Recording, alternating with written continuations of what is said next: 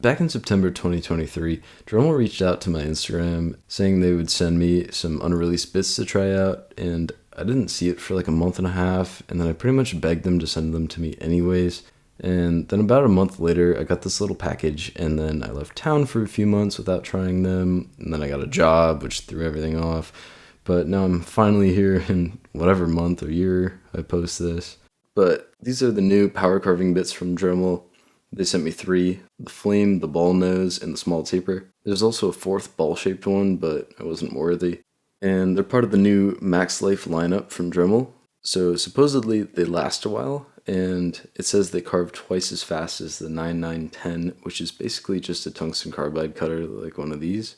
Currently these are available for purchase, so I'll put links in the description below if you want to check them out. As you can see, these are pretty beautiful bits. They have these aggressive spikes very neatly placed on.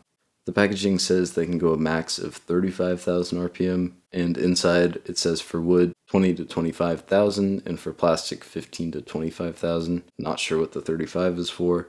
And just to check, they all have the same specs here. Here's a nice little safety warning that I won't be following. Pause if you want to read it. I do think this bit about using a wire brush to clean them is interesting though, so I'll test that later. Actually, I'm going to forget about that, but I'm sure it works.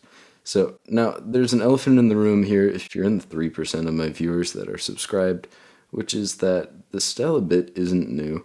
These bits look an awful lot like a Kutzall Extreme Flame Burr, which I use all the time. In fact, these are both called the Flame, and essentially that's what it is. Here's a Kutzall coarse taper burr, which is similar in shape to the Dremel taper burr. Kutzall does have this one in the extreme spiky style though. Kutzall basically has every one of these bits in the same style and shape, but they also have different grits like coarse and fine, and Dremel right now just has these aggressive ones. And of course, Kutzall isn't the only one making these. There's other brands like Sabertooth and even Ryobi. But yeah, I'm excited Dremel is getting in on this style, and I'm curious to see how these hold up. Okay, enough yapping. Let's test these out. I'm going to make a spoon. This is just a nice sort of spoon-shaped cutoff I have of birch, or at least I think it's birch. And I think it's the same plank I made the spoon out of way back in the day. I'm not a huge fan of the shape though for this one, so I'm going to use this one as a reference. It's just a regular cooking spoon. I'll just give it a trace here. And for this carving, I'm just going to use these bits for the entire thing up until I do a little engraving and sanding so I can get a good feel for them. I mean, normally I wouldn't use this bit for the whole thing, but you can check out my other videos. Also, I'm not going to make these slits on this one. These just wouldn't work out so well for it. I guess I could try to use this one, but it's sort of thick, so I'll just keep the spoon simple. Okay, let's start with cutting off the top. I'm going to use the Dremel 4300 at 25,000 RPM, and to cut the top I'll use the ball nose burr. And normally, of course, I wouldn't do that. I'd use the 561 since it's a lot easier and faster, but that's not really the point of this video. I'll start with scoring the wood with really light pressure. This is just to make the real carving more controlled, and then I can start putting pressure. And if you can't tell, this thing really does eat through the wood. And if it can eat through the wood, it can probably eat through you. So this is a good time to say that you should always read and follow your tool's safety instructions and operating manual for every tool you use. For example, I should probably be using a vise, but I don't have the self-preservation skills or the discipline. I am wearing appropriate PPE though, including a good mask, eye protection, and hearing protection. Okay, I got deep enough here but I can't really reach all the way through, so I'm going to trace the bottom out and then carve from there and connect the cuts. You can see I'm doing a bit of a scrubbing motion with this, which I usually do with the style a bit to minimize burning. It also lessens tool marks, which you can see here on the end grain. I'm actually really surprised though how smooth this is for the style of bit, and you can see even with the brand new bit, there's still a bit of burning, which is pretty normal at the end grain. Overall though, cool that this is going well.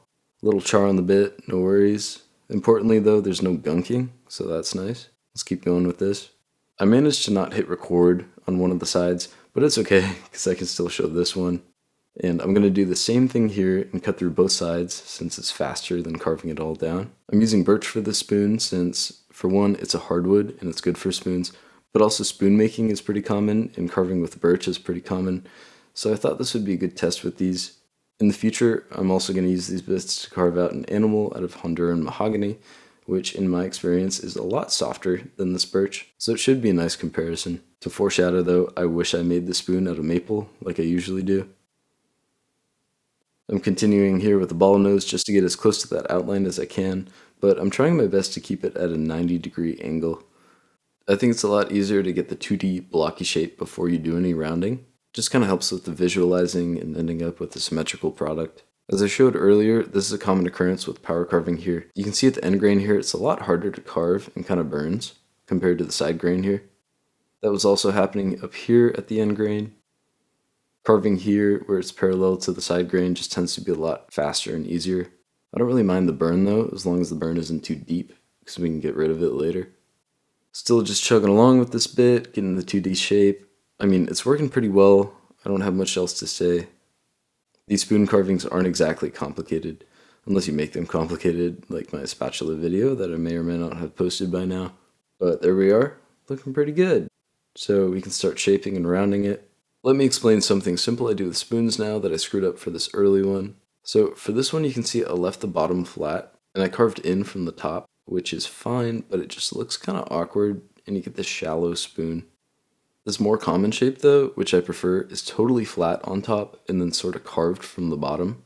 I'll carve it more though here at the neck, and the bowl is nice and deep, so yeah, keep that in mind, but it's your choice at the end of the day. I'm going to use this model one to roughly mark where the bowl begins, and I'll freehand that bottom curve. Looks okay. The model spoon's a bit boring, a little flat, which is okay, some people like that, but I want curves, so I'll bring it up a little bit at the end of the handle, leave it thick where you hold it, and then bring it in a little at the neck. And then of course cut in at the tip so you can scoop with it a little easier. Just not too thin though, so it's durable. Here I'll make some marks at the bottom so I can sort of replicate the lines on each side. Doing that along with some good old-fashioned vibe checks, and you can get something that's pretty good. I could totally keep using the ball nose, but I'll switch to the flame just to try it out. After all, this video is supposed to be about these bits. I'll just keep a light hand and start carving away until I get to those lines. Again, I'm not doing any rounding yet. I want to keep that for the end. One thing real quick that I noticed is that the spikes on the cut saw are sort of put on in a spiral pattern, where the Dremel version are in straight columns. And I think that might be contributing to adding more of these deep grooves. Like if I compare with the Dremel, they're still there, but just a little less deep. Not a great experiment though, because it might just be that the Dremel is more dull since it's pretty old. But I love not isolating variables. Another side note is the Dremel brand are hardened stainless steel, I believe, instead of tungsten carbide like the Cutsaw. I'm assuming that's going to make a difference long term, but I haven't personally noticed any difference so far. It's going to take more than a few spoons to get to that point though. Do with that what you will. I don't think it's too important, unless it is, but that's a future me problem, and I don't really care about future me. So, back to our regular programming. I'm doing this little groove thing again until I get down to the depth I need, which is sort of unnecessary, but I like that once I get the grooves, I can just connect them without paying much attention to the markings. This one's doing the same burning thing if I put too much pressure and hold it in one spot for too long, but almost all bits are going to do that, and you can just go light and fast to get that char off. You really shouldn't be putting a lot of pressure on your Dremel anyways if you want it to last. The tool should be doing the work. We're just here to guide it in the right direction. Okay, looking pretty nice from the bottom, so let's prep to do some rounding. I don't really need to mark the middle line, but I think it helps. We'll stay with the flame, still 25,000, and light and fast until I have a nice little bevel. I like to sort of twist the piece as I carve in the bevels to get them nice and round. If you want to stay safe and use a vise, then I guess don't do that. I'm trying to get a nice organic shape, so I'll bring the rounding all the way up to that midline. Don't go too thin, because this will also thin down when we sand out those grooves from this bit. For the other side, I'm also just eyeballing that as best I can. We can make it more symmetrical when we're sanding. And for the bottom of the bowl, the same thing, just connecting the thin neck to the thin tip.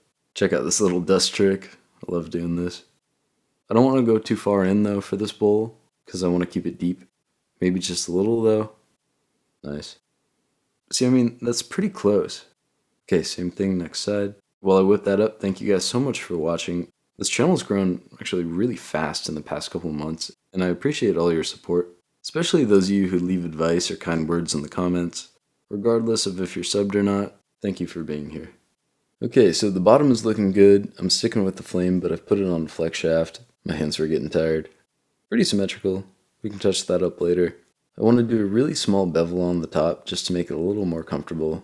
Maybe 2 or 3 millimeters. If you're using imperial units, I don't know, you can Google that. I could have also just done this with the sander, but I wanted to see if I could be a little precise with this pretty aggressive bit, and I think it went well.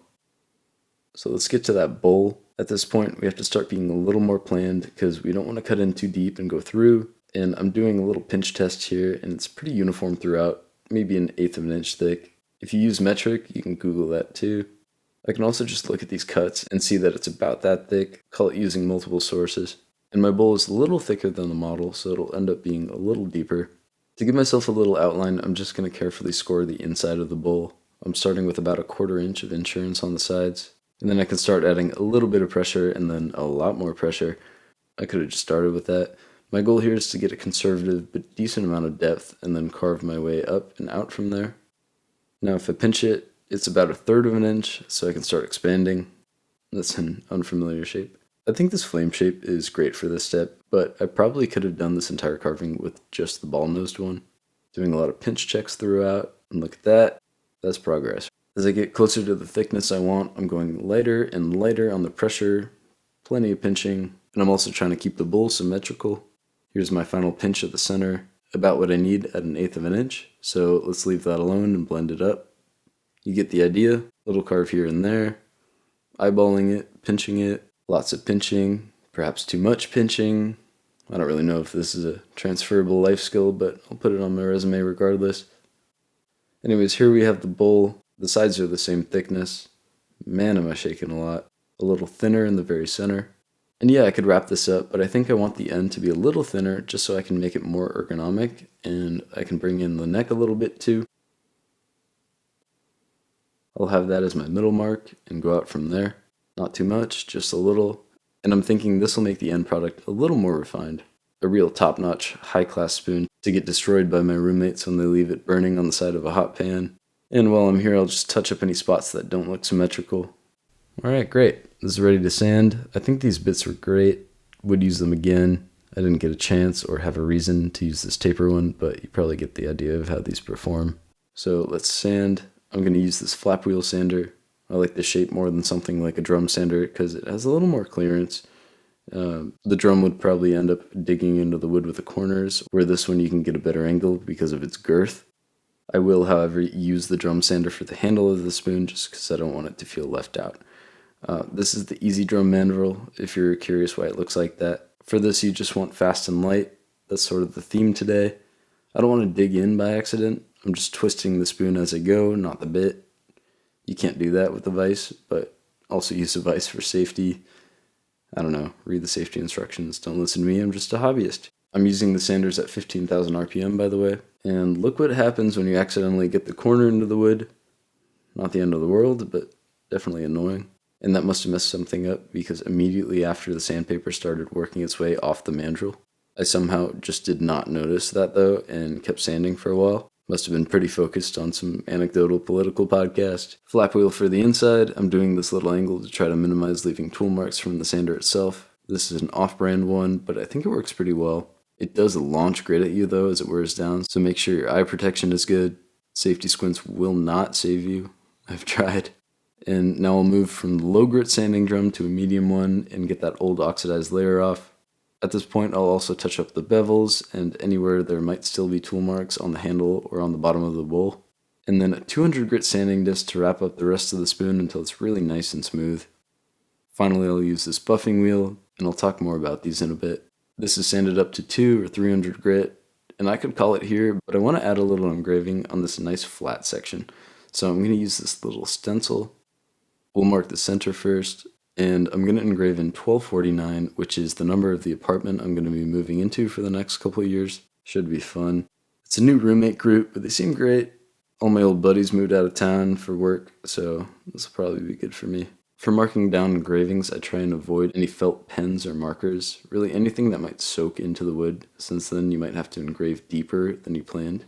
Made that mistake a few too many times. Alright, I like the look of that. Hopefully the new roomies do too. I'm going to start with this tiny engraving bit. I think it's the Dremel 105 at 25,000 RPM on my flex shaft. If you're doing small engravings, the flex shaft is really helpful to keep control. Let's get you a little closer. That works. I'm starting with just a little marking at the corners of the numbers. Just about the same depth of the tip, which is about a 32nd of an inch. From there, I can just connect the dots and maintain the depth as well as I can. And even though it's so shallow, I'm still doing a lot of back and forth shallow passes to make sure I stay on the lines and get a consistent depth. The way I'm positioned, it's a lot easier to go up and down in a smooth motion, so I'll do those vertical lines first and then twist the piece to get those horizontal lines. Same thing for the diagonals. The frayed fibers at the edges of the engravings can make it hard to see if it's done, so I use these abrasive buffs to get those off. Only takes a few seconds at a couple different angles. Looks pretty good. I'll just touch it up a tiny bit in a couple spots. Nice. Pretty happy with how it looks now, so we can finish the sanding. Don't be fooled though that it's all nice and smooth right now. If you get this wet, as you probably would with cooking and as you hopefully would with washing, you're going to raise the grain and it won't be smooth anymore. That's especially going to happen in areas with end grain like around the neck or the tip, or pretty much anywhere with curves. So what do? We get it wet. Check it out dry here. Nice and smooth. Now wet. Those pores absorb water, the surrounding fibers expand, and it won't feel smooth anymore once it's dried. So now that it's fully dried, I'll go back with a high grit. These red wheels are 320, I think, and I'll give it another quick sand. This piece is especially bad too. See all those little fibers that I've lifted? Kind of hard to see on video, but I promise it does not feel nice anymore. It reminds me of unglazed pottery. So yeah, quick sand all around to get those bumps off. And then are we done? No. Let that fully dry again. And boom, bumps are back. So we'll sand again. Okay, we're done now. No. Wet again, dry again, sand again.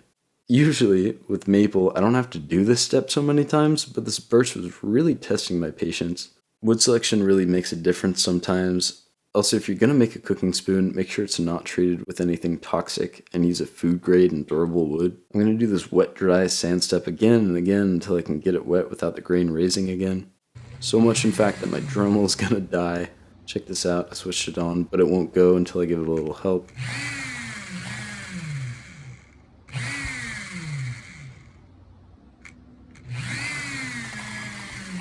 I checked the brushes too and they're fine, so not sure what's up there. If you run into this issue though, I found what really works is going into the garage and getting your other Dremel. Usually does the trick. So let's wrap up this sanding. Alright, looks nice. At this point, we can get it wet without it getting rough. So let's lay out some foil and weigh that down with the teaser for a future video. I'll use this mineral oil, food grade. Very important, it's food grade. Spoons are often exposed to food. And I'll just get a bit on a paper towel and rub that on. Not too much color change since it's a light wood after all, but I do think it looks really nice regardless. Since this is a thin piece, I don't need too much here. If I overdo the oil, it's just going to kind of seep out over time. On the other hand, if I don't add enough, it's just going to look a bit dull.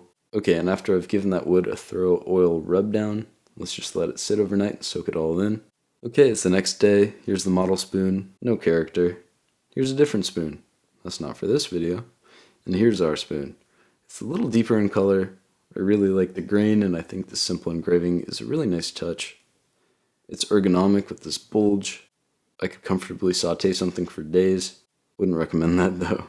Overall, great looking spoon, and something I can brag about to indifferent strangers when they're in my kitchen. Here's a spatula that I also just made. Pretty stoked about how it turned out if you want to check out that video. Alright, slap that like, comment a comment. And most importantly, subscribe for more videos. Don't hit the bell though, because that's just overdoing it. Also, let me know if you step up your spoon game and make one for yourself. And here's some shots of it in the sunlight, if you're into that.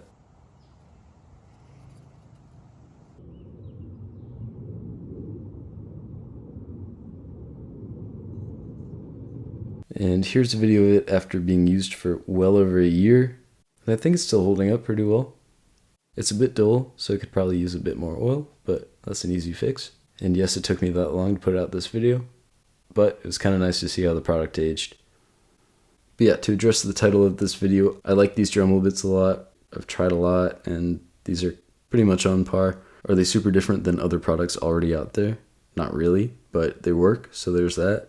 I'll keep using them in the future, but probably just because I already have them. Let me know below what you think about them, and I'll put links to them as well as everything else I used in this video in the description if you want to check that out.